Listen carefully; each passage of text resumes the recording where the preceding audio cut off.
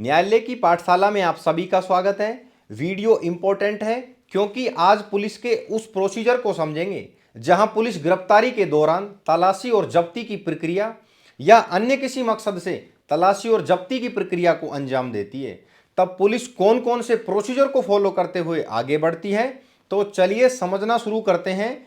मान लीजिए यदि पुलिस को विश्वास है कि जिस व्यक्ति को अरेस्ट करना है वो किसी मकान, कमरे, स्थान के अंदर छिपा हुआ है और पुलिस को रीजन टू बिलीव है, तब पुलिस उस स्थान में प्रवेश करके तलाशी करेगी।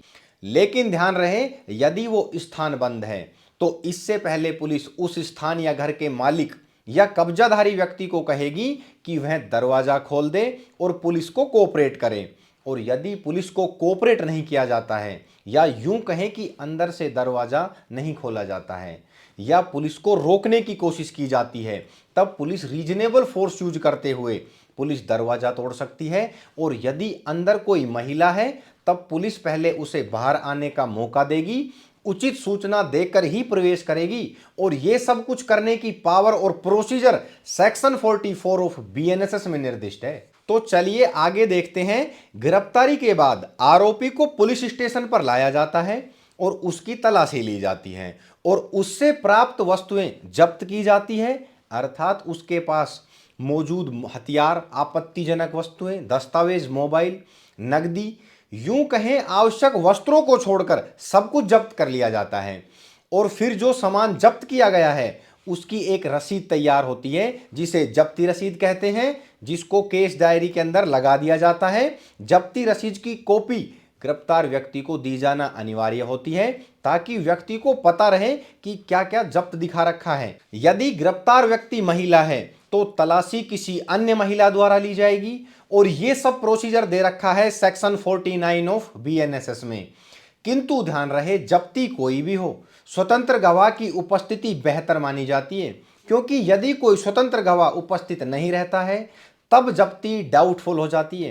कहने का मतलब इतना सा है, यदि बरामदगी के दौरान केवल पुलिस के ही गवाह होते हैं और कोई स्वतंत्र गवाह नहीं कराया जाता है, तब बचाव पक्ष इसे चुनौती देगा और उसका लाभ उठाता है।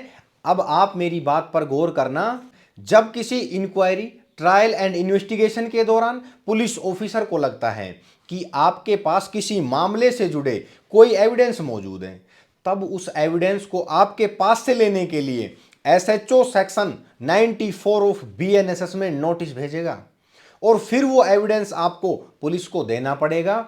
आप चाहे तो एविडेंस को रजिस्टर्ड डाक पुलिस स्टेशन भेज सकते हैं ताकि आपके पास भी एविडेंस भेजने का प्रूफ रहे। तो चलिए अब आगे समझते हैं। जैसा कि हम पढ़ चुके हैं अरेस्ट वारंट, ठीक इसी प्रकार से होता है सर्च वारंट। ध्यान रहे, जब कोर्ट को लगता है कि कोई इंपॉर्टेंट वस्तु किसी के कब्जे में है लेकिन यह नहीं पता है कि किसके कब्जे में है और किसी जांच, पूछताछ या मुकदमे के उद्देश्य की पूर्ति के लिए सामान्य निरीक्षण या तलाशी आवश्यक है, तब मजिस्ट्रेट सर्च वारंट जारी करता है। और ध्यान रहे, सर्च वारंट कौन कौन सी सिचुएशन में इशू किया जाता है, सेक्शन 96 ऑफ बीएनएसएस वो सिचुएशंस बताई गई हैं। अब आप एक बार सेक्शन 97 पर ध्यान दें, जिसमें DM, SDM, magistrate of first class को यदि रीजन टू बिलीव हो कि किसी घर, दुकान, गोदाम या किसी स्थान में चोरी की संपत्ति, अवैध हथियार, नकली मुद्रा या जाली दस्तावेज या ऐसी वस्तुएं जो प्रतिबंधित हैं मौजूद होने की आशंका है, तब सर्च वारंट जारी किया जाता है। तो चलिए अब आगे समझते हैं। जब पुलिस धारा 103 के तहत किसी मकान, कमरे या बंद स्थान की तलाशी लेती है, तब तलाशी से पहले उस क्षेत्र के 2 या 2 से अधिक स्वतंत्र गवाह बुलाती है। उन गवाहों की उपस्थिति में सीजर मेमो या पंचनामा या बरामद वस्तुओं की सूची बनाई जाएगी। उस पर गवाहों के हस्ताक्षर होंगे। तलाशी सूची की एक प्रति उस व्यक्ति को दी जाएगी जिसके स्थान की तलाशी हुई है। ध्यान रहे, जब भी चैप्टर 7 एंड सेक्शन 185 के तहत किसी स्थान की तलाशी ली जाए, किसी संपत्ति, वस्तु को कब्जे में लिया जाए, तब पूरी प्रक्रिया की ऑडियो वीडियो रिकॉर्डिंग करना अनिवार्य है। फिर चाहे जब्त वस्तुओं की सूची बनाना हो या गवाहों द्वारा हस्ताक्षर कराना हो, इन सब की रिकॉर्डिंग की जाएगी और पुलिस अधिकारी ये रिकॉर्डिंग तुरंत डीएम, एसडीएम या मजिस्ट्रेट ऑफ फर्स्ट क्लास को भेजनी होती है। इस प्रोविजन अर्थात सेक्शन 105 को न्यू बीएनएसएस में ऐड किया गया है ताकि फर्जी बरामदगी को रोका जा सके और कोर्ट में एक स्ट्रॉन्ग इलेक्ट्रॉनिक एविडेंस मौजूद रहे। किंतु इस बात का ध्यान रहे कि ऐसा नहीं होगा कि सभी प्रकार की तलाशी और जब्ती में वीडियो रिकॉर्डिंग की जाएगी। फॉर एग्जाम्पल सेक्शन 44 एंड 49 में वीडियो रिकॉर्डिंग जरूरी नहीं है। वीडियोग्राफी केवल उनमें ही की जाएगी जिनका उल्लेख सेक्शन 105 में किया हुआ है।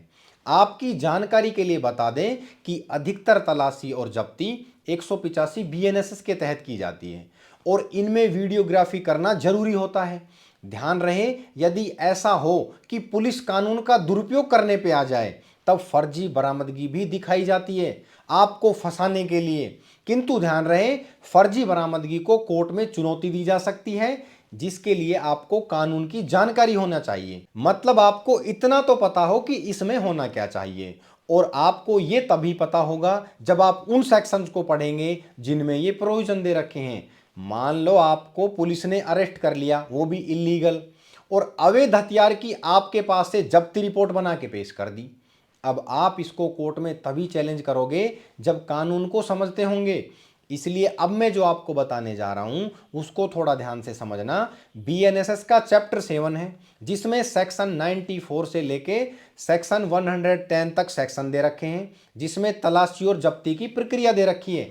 साथ ही section 44 and 49 and section 185 of BNSS में भी तलाशी और जब्ती का प्रोसीजर दे रखा है। और मैं चाहूँगा कि आप सभी इन्हें एक बार डिटेल से पढ़ें ताकि आपको और अच्छे से चीज़ें समझ आएं, क्योंकि इस सीरीज के कंप्लीट होने के बाद ही हम बीएनएसएस की कंप्लीट सीरीज लेकर आएंगे और फिर उसमें सभी सेक्शंस को डिटेल से पढ़ेंगे।